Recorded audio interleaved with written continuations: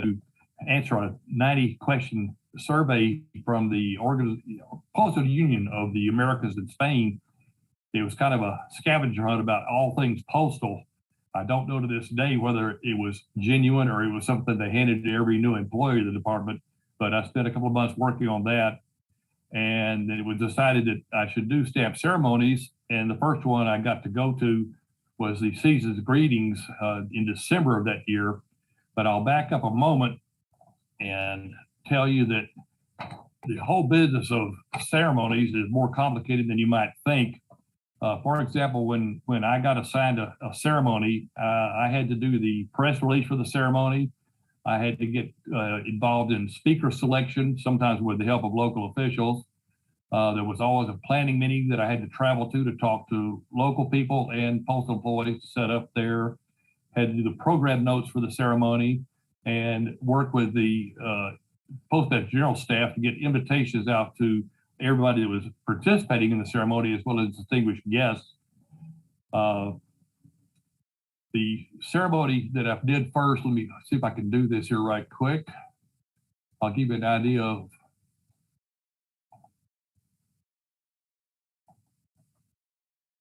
this is a typical program. This particular one was for the racing car and milk wagon ceremony in Indianapolis.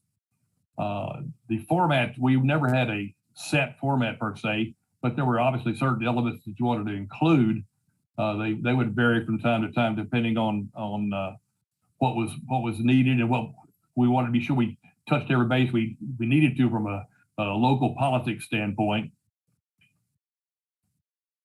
But and give you an idea here, I should mention here just as a note, some of you may know this from your own collecting interest, but we learned, and I should say I learned, others that had done this stuff before me already knew it, but at that time at least there was kind of a dedicated group of people who really pursued these ceremony programs, and they literally would travel cross country to go to as many ceremonies as they could.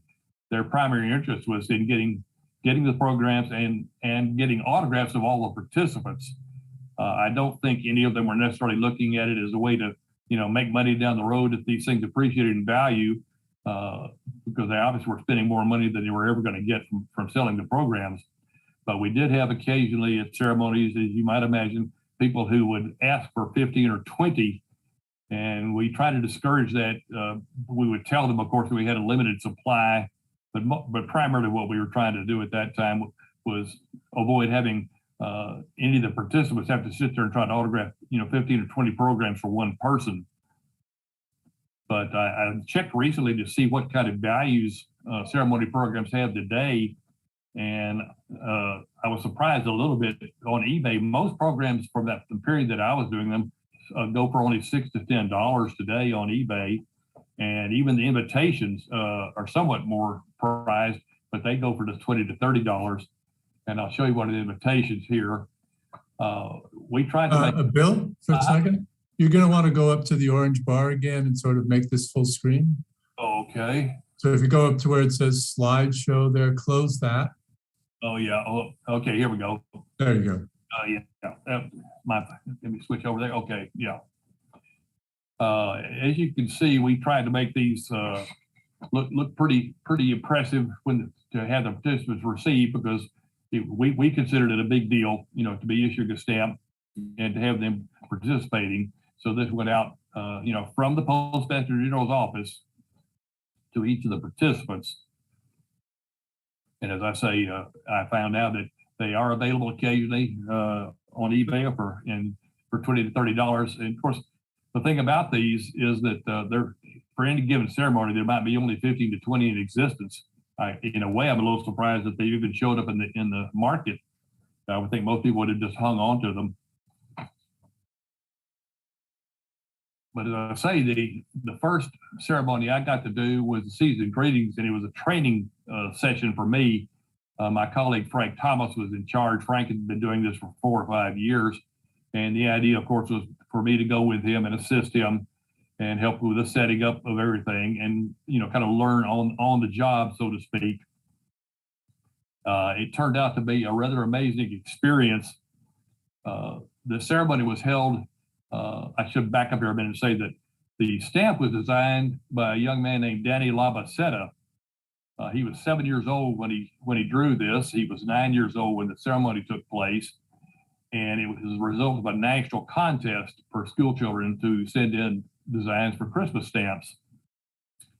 And it was decided, of course, that when Danny won, that it would be held at his ceremony at his school, which was in Queens, New York, also in an area called Ozone Park. And I was surprised to find, in a way, when I started research on the internet. Of course, I imagine most of you know, everything is on the internet. But when I got to that, and then here's the program for that ceremony. Of course, they listed as Jamaica. It's got various names. But when Frank and I went for the planning meeting, it was a whole culture shift when we got there, because it's New York City at its core, and it was like walking onto the set of a movie or TV series. Everybody's out in the middle of the day. The neighborhood is alive. The people are walking and talking everywhere, and it was just different for us. And then, of course, I ran into this in my research, and of course, Danny is he's right from Central Casting. What a great looking kid. And he was a pleasure to work with. But the ceremony got kind of interesting. The postmaster was doing the introduction of distinguished guests, and he asked the Labacetta family to stand, and they did. And his 14 or 15-year-old brother looks like he's got a soprano starter set on. He's wearing a black shirt that's open nearly to the waist. He's got about 10 pounds of gold chains around his neck. And I'm kind of going, oh, wow. And right at that time, a little old lady came storming down the aisle on the other side of the auditorium to the stage and tugged on the postmaster's slacks. And he bent over and listened to her and stood up and said, oh, and we will also want to introduce Danny's grandmother, Mrs. So-and-so. And the family glared at her, and she glared at them, and we knew there was a situation going on there. Shortly after that, we got into the autograph session, and Danny was one proud fella. He's sitting at the table. All his classmates are coming by with programs for him to autograph, and it's just great stuff. And it went on and went on, and I was standing behind Danny. And after a while, it got to be, instead of Danny Labacetta, it got to be Danny LB. And after that, he literally got down to just Danny because his arm was wearing out. But as I mentioned in my program notes, I call this The Sopranos, or A Beautiful Day in John Gotti's Neighborhood. And this is Danny's school, and this is not atypical. The people we see around, that's what we saw in midday, the 2 days we were there. The neighborhood's out, and everybody's out and walking around and visiting.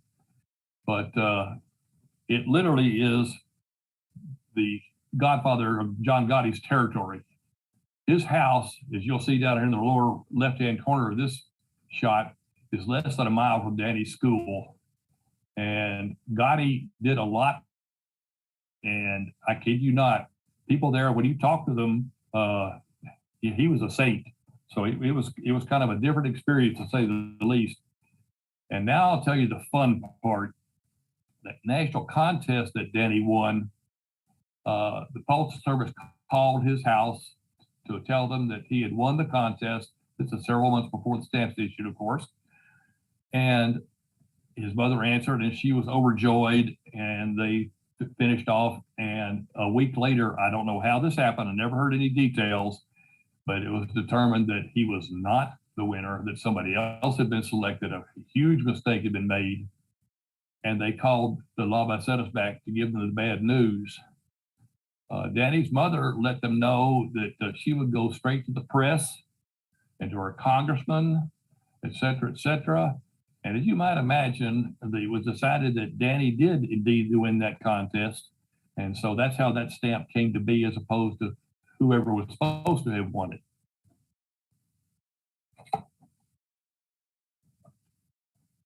As far as the preparation for a ceremony, I should back up here a minute and mention the planning meeting itself. We held a planning meeting for virtually every ceremony. We found it was, extremely helpful to get input from the local postal people, the local people who had been involved in perhaps in advocating for a stamp for a given individual or for something related to their area. And it was also where we could compile a list of dignitaries that we should invite and also work with the locals, talking to them about other speakers.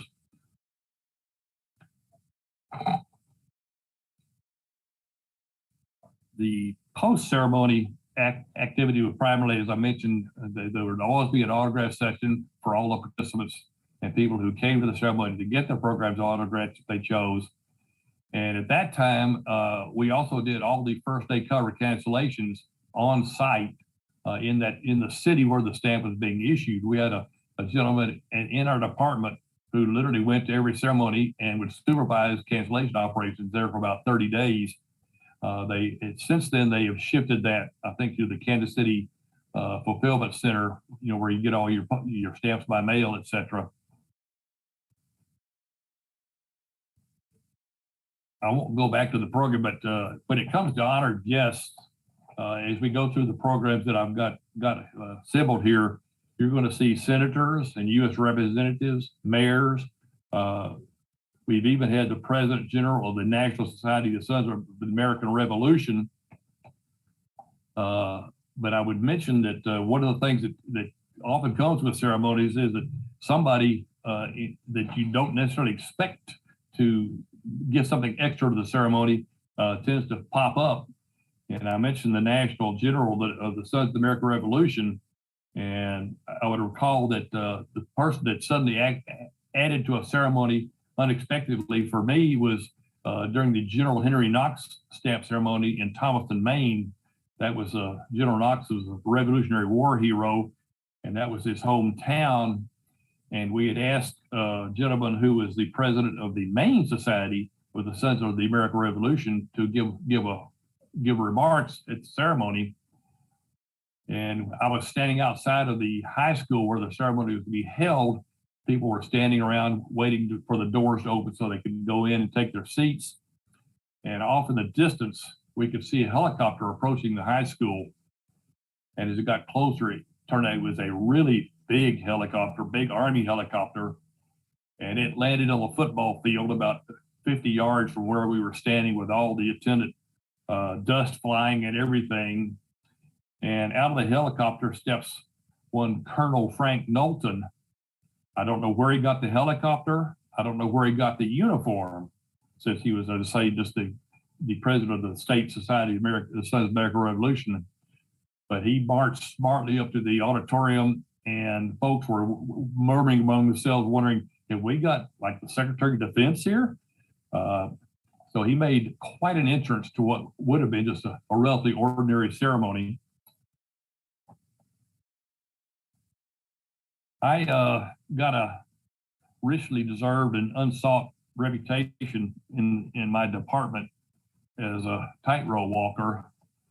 And the reason I did was the Republic of Texas stamp ceremony, which I did in San Antonio in 1986.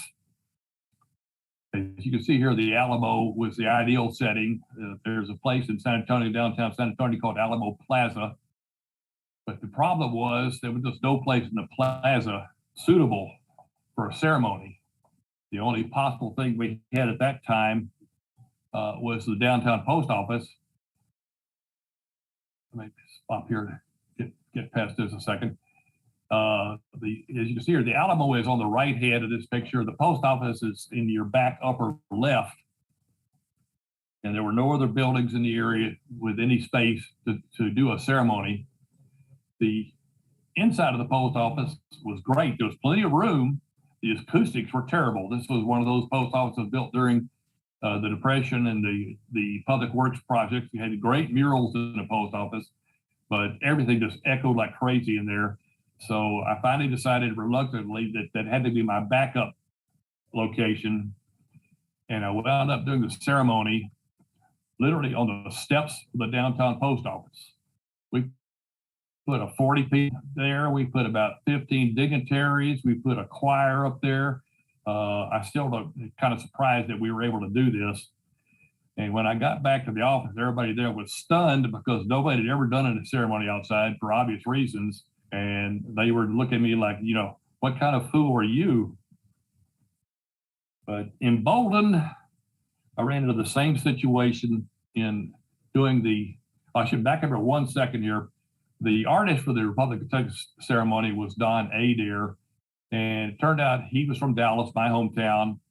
And as we talked, we spent quite a bit of time talking. And when I started doing research for this presentation, I found that, ironically, Don, who passed away in 2010, he and his twin brother had a studio that's about 6 blocks from where I live right now. The settling of Rhode Island postal card was one of those situations where, once again, I looked around and there was just no place suitable. I'll even back up here 1 second. I'll get to that later. I had been told that the postmaster of Providence, Rhode Island, was somewhat of a piece of work. His name is Harry Kazarian, and his claim to fame was that he was Rhode Island's most decorated World War II hero. And what I found out when I got there and walked into Harry's office, and he's got his feet up on his desk in tennis shoes, he's wearing suspenders, and as they told me, he had pretty well built a kingdom unto himself in Providence. And when I sat down to talk to him about doing the ceremony, he started telling me how it was going to go. We're going to get this for this, we get that person for that for this, for that for the other. And I finally had to say, I appreciate what you're saying, and I certainly want your input. And the only thing I could think of to say was, but the Postmaster General has given us this format that we have to follow. So fortunately, I was able to kind of get Harry in line, and things worked out reasonably well. But I ran into, again, where as I say, the internet has everything on it. When I Googled Harry Kazarian, up popped this picture of him from World War II. And is that the all-time great hero soldier picture? I might also mention that Harry was very proud, and justly so, of the fact that he'd been heavily involved in the development and construction of the first automated post office in the U.S. there in Providence. And as you can see, they issued a stamp, commemorating that structure. Harry had passed away, but I found out that they named the post office, the main post office for Harry. They named an elementary school for him, and they named a building at the Providence College for him. The problem I ran into in Rhode Island was that the Capitol was a great structure, but there was just no place in there that was very suitable. So we wound up doing the ceremony on the grounds just to the left of the Capitol as you look at it. Again, outdoors. We were once again blessed with great weather. Everybody enjoyed it thoroughly. But by then, at headquarters, I was looked at as one crazy risk taker.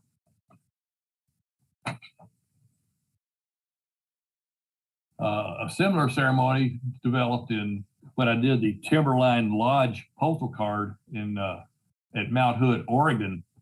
The lodge was one of those Depression FDR era structures that was built as part of the Works Progress Administration. It's a beautiful place. It sits at the base of Mount Hood. When I went out there in July to do the planning meeting, I was handed a pair of binoculars, and you could look up on Mount Hood, and people were skiing in July in their shorts there. This is an interior shot of the lodge. I think it's been modernized a good bit since I was there, but it was almost entirely, your classic log cabin wood interior. Like I say, it's a beautiful place. Here's one of the rooms. Again, I think this is pretty much original furnishings there. They've kept since the 1930s. I had a room there that was about a third that size. I'm not sure if they had to convert a broom closet for me or what, but it was so much smaller than this. And here's an outside shot of the lodge. And again, as you can see, I had a situation. The lodge was nowhere near any other structures. The interior was not sufficient for the program. So I said, what about we clear a portion of the parking lot and do it here? So that's what we wound up doing. We held the ceremony out on the parking lot. And once again, fortunately, good weather prevailed. And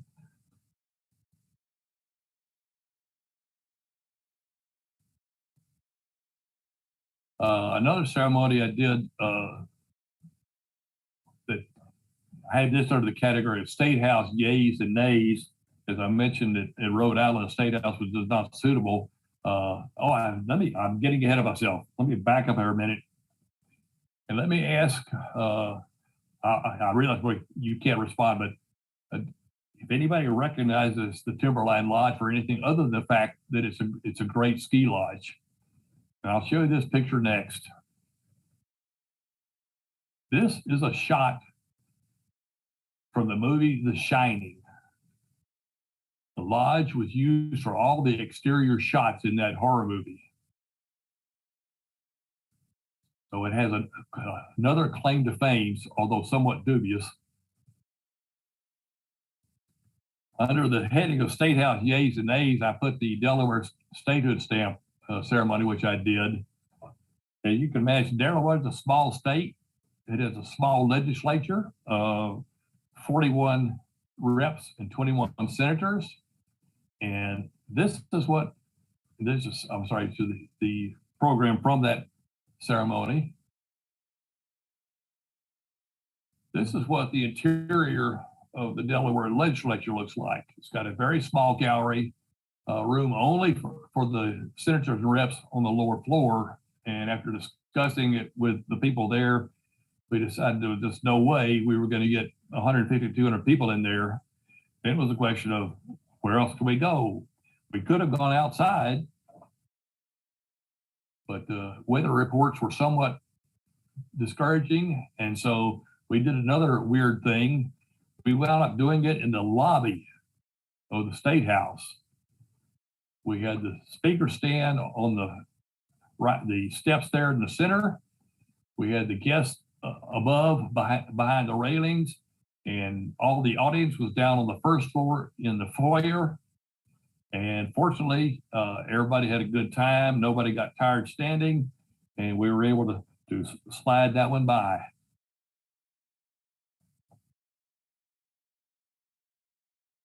Massachusetts statehood was probably my best experience in terms of putting on a ceremony, because I had amazing cooperation from start to finish in setting it up. This was at the state legislature, and I was given the name of the Speaker of the House to go see. I'm sorry, I should back here for a minute. Get this right here. Yeah. His name was the president of the Massachusetts Senate. His name was William Billy Bulger. And this is a picture of him standing proudly in the legislature. When I went into Mr. Bulger's office, it was rather larger than any that I'd experienced. This is it. He was sitting in the middle of the room with his various lieutenants around. And as I would tell him what we needed, he would point to somebody and say, "Make that happen." And he would turn to them, "Make that happen." And it all happened without fail. The name Billy Bulger may be familiar to you in some way.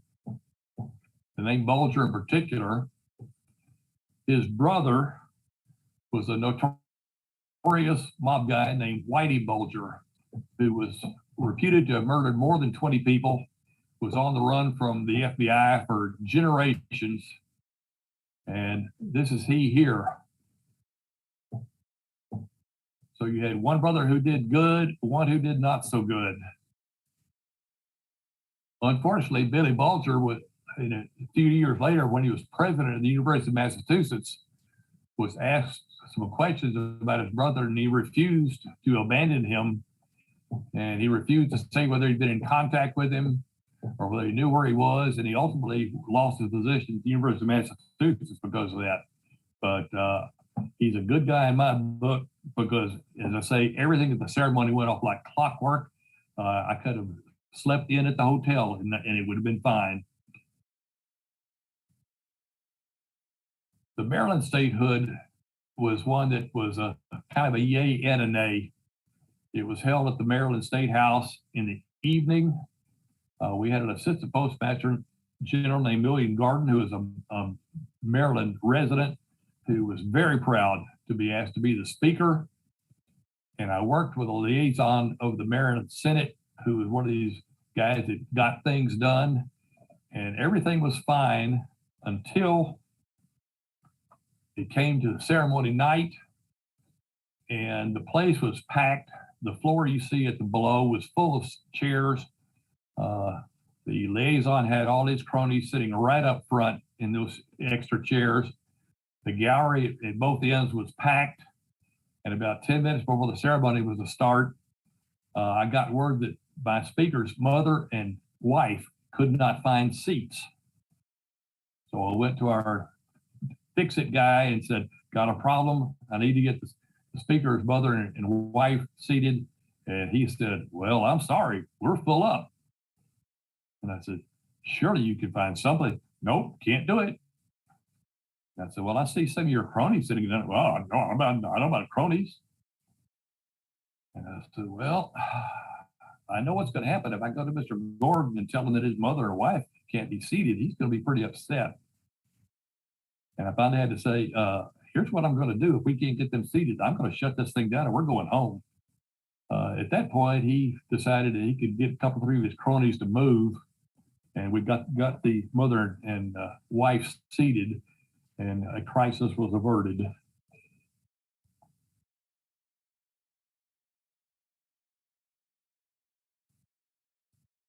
Next ceremony I want to talk about is the William Faulkner, which was held in Oxford, Mississippi. This is one of those places where things worked out well, and I got kind of a bonus extra. We had wanted the great author Eudora Welty to speak at the ceremony. She was one of the few persons still living who had known Faulkner and knew a lot about him, but we knew that she was in poor health. And fortunately, before the programs were printed, she got word to us that she thought she could attend. So we were very pleased to have that happen. And I was fortunate in that prior to the ceremony backstage, I was talking to her, and it occurred to me that it might be good if I wanted her autograph to get it now before the ceremony started. So I got a couple of programs, and I'll get to that here in a moment. This is a picture of Ms. Welty. She was, and just for background, she won a Pulitzer Prize. She won the Presidential Medal of Freedom. She's in the National Women's Hall of Fame. She's won 26 major literary awards. The other thing that was potentially difficult about the ceremony was that Faulkner's daughter, Jill Faulkner Summers, had been estranged from the University of Mississippi for quite a long time. I don't know what the issues were, but she had been adamant that she was not interested in attending the ceremony. The chancellor of the University of Mississippi very much wanted her to be there, and he lobbied her at her home in Virginia for quite some time, and eventually talked to her and said, I will send the university jet for you. We will fly you here and fly you home.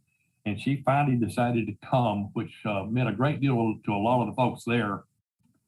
But as I say, on the program, you'll see down here in the lower left, under remarks, we've got Eudora Welty.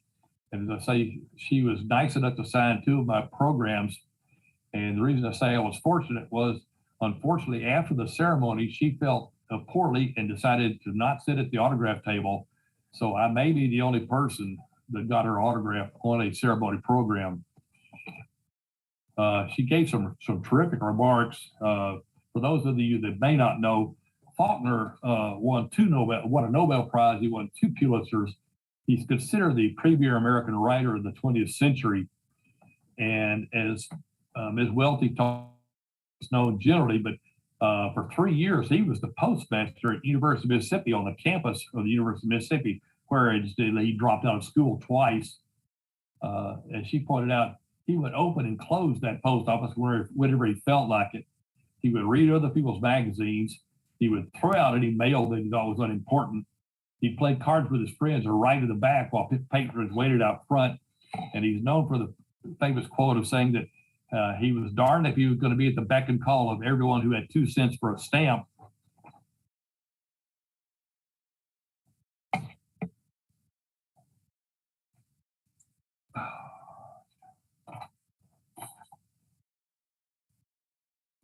The next ceremony where things turned out especially nice in terms of the yays and nays was a combination ceremony called the Racing Car and Milk Wagon Stamp Ceremony in Indianapolis.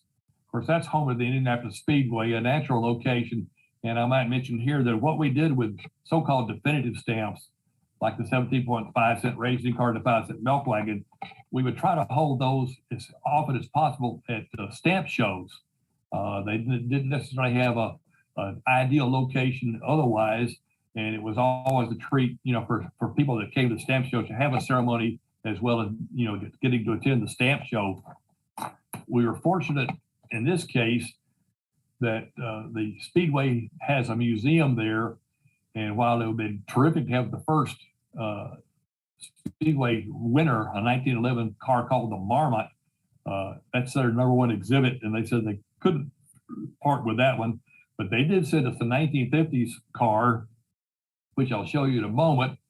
And there was in the state, the so-called Milk Wagon Society found a 1900s milk cart, very similar to the stamp.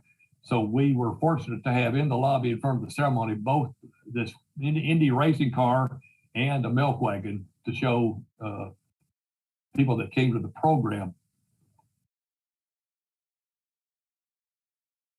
This is the program here. You'll notice down in the lower left-hand corner of the remarks, we had a Johnny Parsons speak. He was an 11-time Indianapolis 500 driver. His father had won the Indy 500 in 1950, and we were fortunate to get him. The Speedway folks did a lot of hunting. As you might imagine, the race is held in May, and so there weren't any drivers necessarily around when the ceremony was held in September.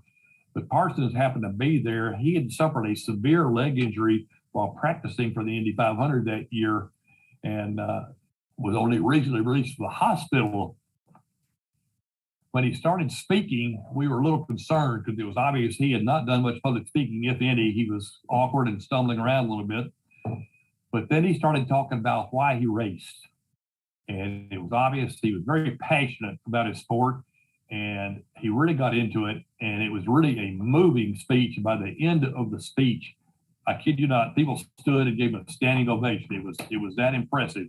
So those were things that, as I say, turned out to be bonus extras for that ceremony that were totally unexpected. This is the inside of the program for that show or for that ceremony. This is the Johnny Parsons here on the left. And this picture on the right is his dad in the 1950 car in which he won the Indianapolis 500. And maybe an indication of what a trooper. His dad was Johnny Parsons is spelled as Johnie, or Nnie. Johnny spelled his Johnnny. And it turned out his full name was John Wayne Parsons, which may account for his ability to recover from his injury, because he raced for about 8 or 10 more years after that, but it took him nearly a full year to recover from his leg injuries. I'll come now to one of my favorite ceremonies, the Navajo blanket ceremony. This was held at the heart of the Navajo Nation in Window Rock, Arizona. And for that, I went to a planning meeting with the Navajo Tribal Council. And everything was going well until we got to the business of the invocation and benediction. And I had done a little research, and I found that a fair percentage of Navajos were Catholics. So I suggested that we have a Navajo medicine man for one and a Catholic priest for another. And the council thought that was a reasonable idea. And somebody asked, does anybody know an Indian who's a Catholic priest?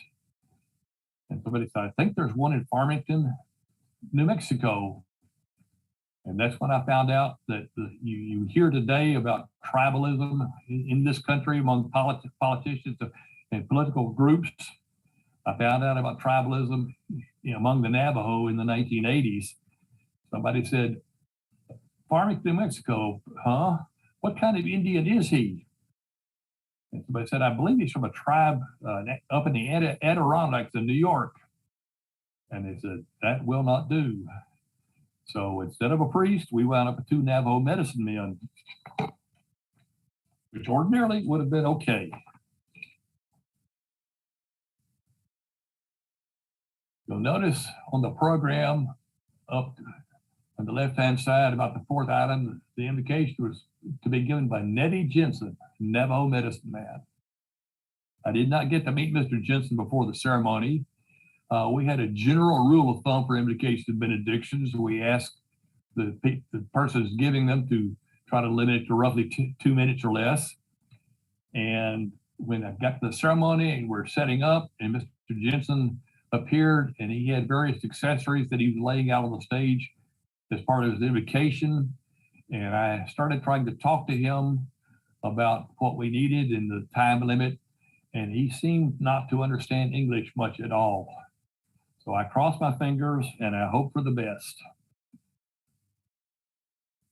I should give you a little backup here. This is the Window Rock of Window Rock, Arizona. It's about a mile from the Navajo headquarters.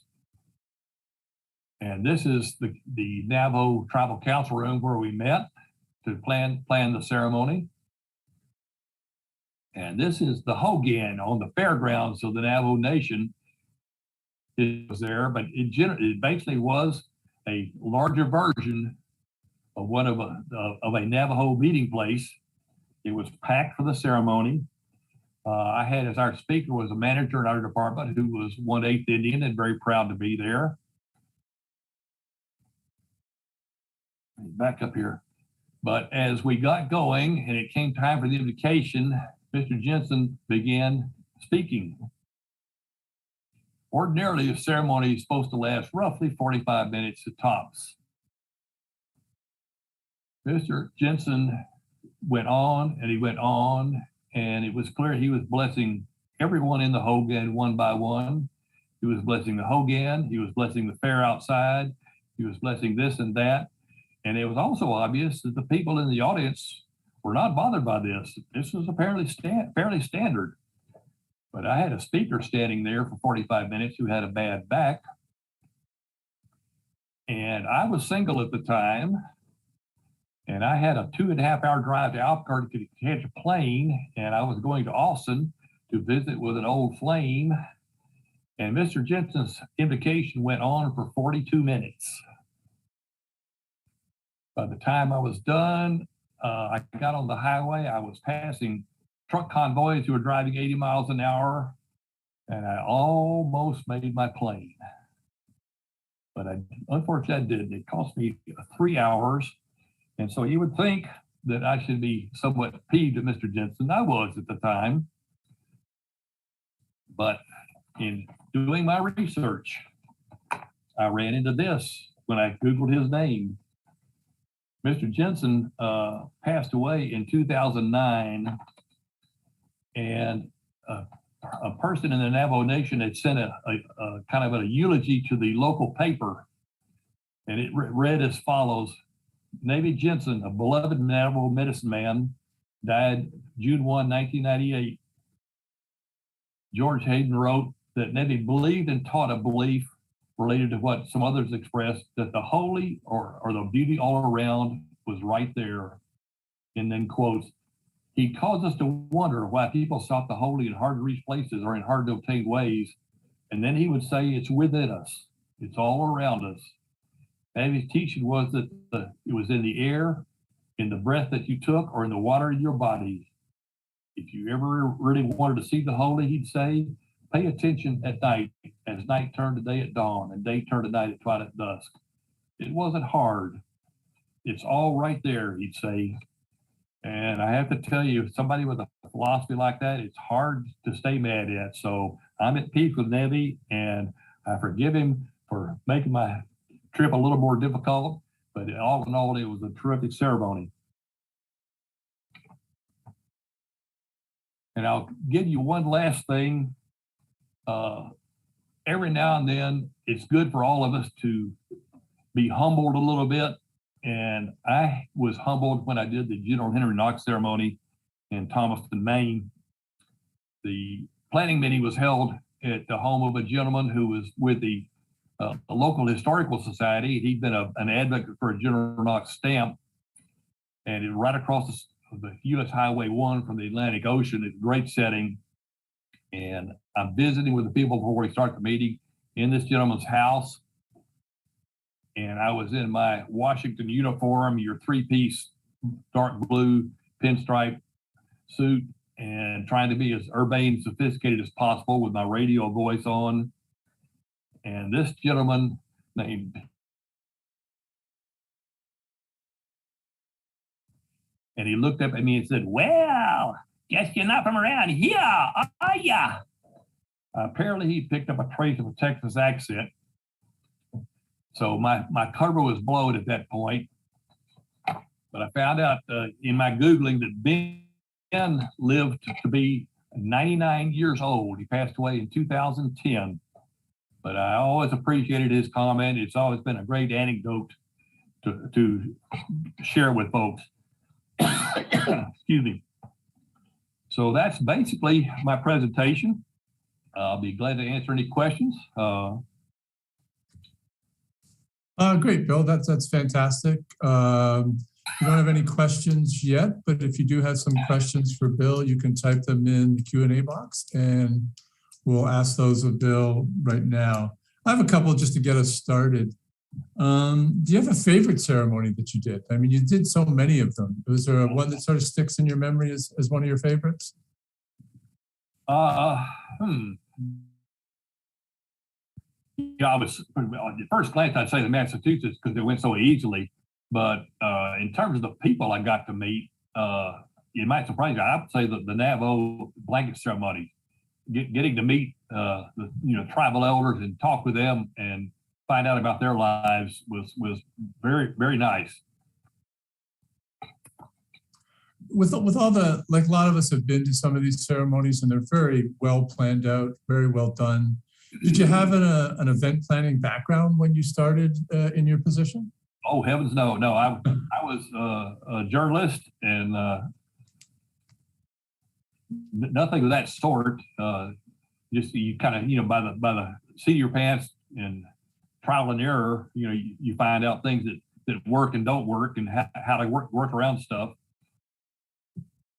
Maybe going back to that 90 question thing that I had to do when I first started with Postal, I learned there, and I think that's part of what they really wanted me to learn was the biggest single thing you learn at the Postal Service is how to get stuff through the maze.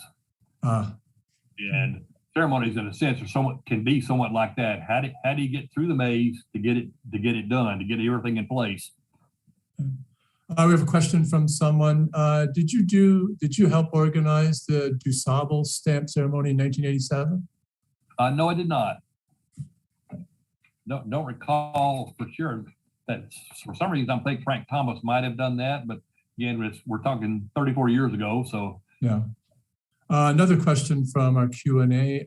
Any complications with the press during a ceremony that you can remember? No. Actually, there could have been some times when I had questions from the press, but I really don't recall anything offhand. So I would assume from that either my memory is bad or everything was fine.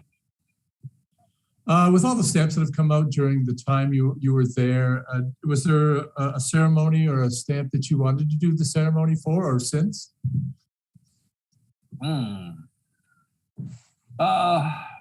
Perhaps anything in Hawaii would have been nice, but yeah.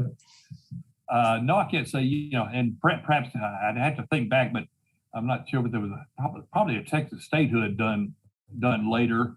But by then I was, out of that business, so to speak. So it would have been a gift and not solicited to have done that. So yeah. I have a question from Facebook. Someone's asking, how did ceremonies evolve from the first one you did to the last one you did?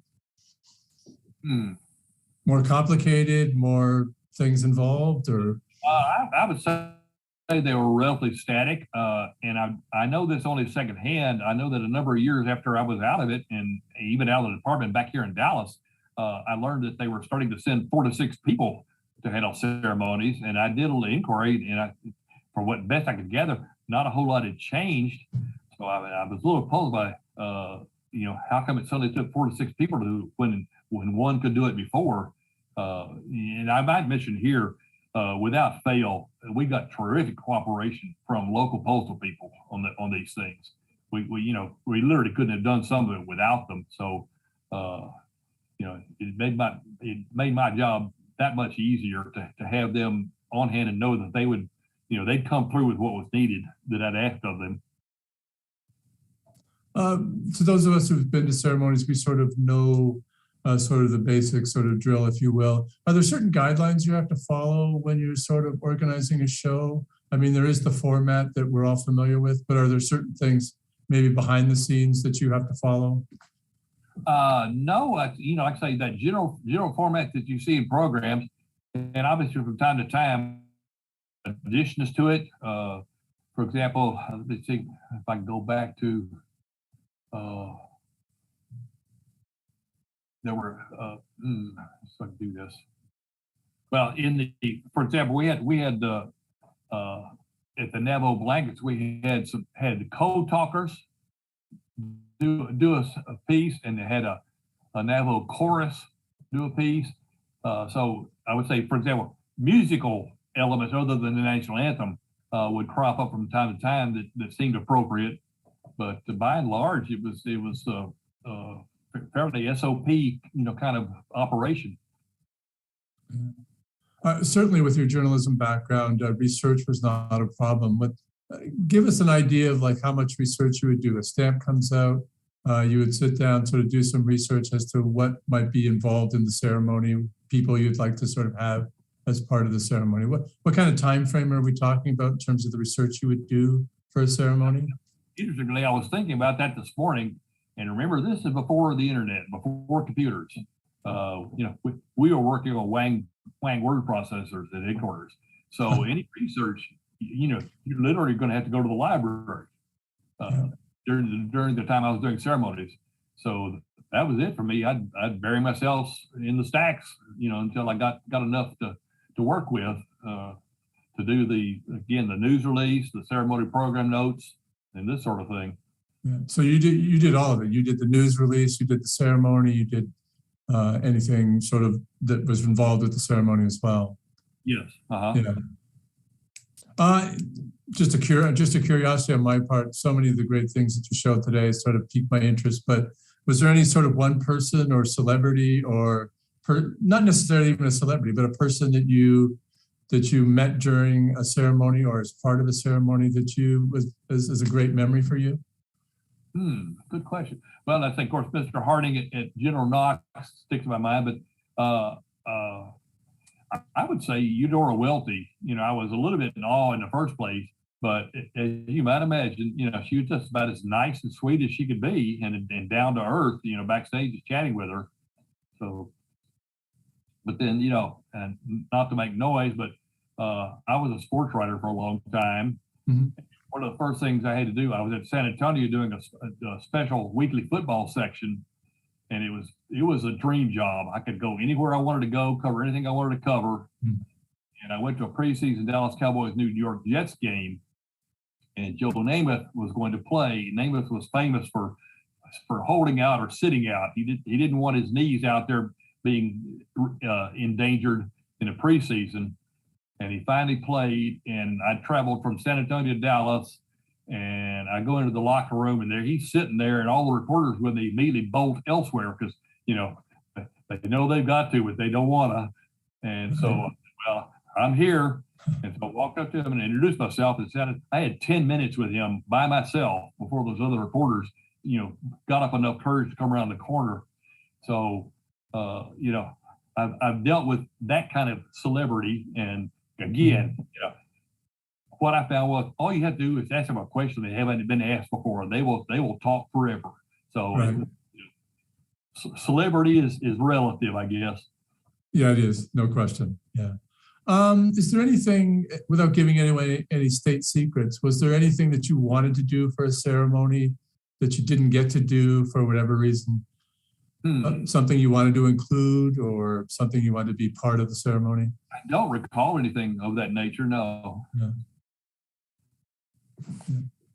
Okay, I think that's all the questions we have in the Q&A. With that, I just want to thank you, Bill, for this excellent presentation today. Remember, if you missed any part of today's Stamp Chat, please visit the APS YouTube page to watch this presentation and share it with your friends. Don't forget to like and subscribe to the APS YouTube page for more information about all of our future Stamp Chats and other video content. If you're not a member of the APS, we invite you to join today and become part of our stamp collecting community.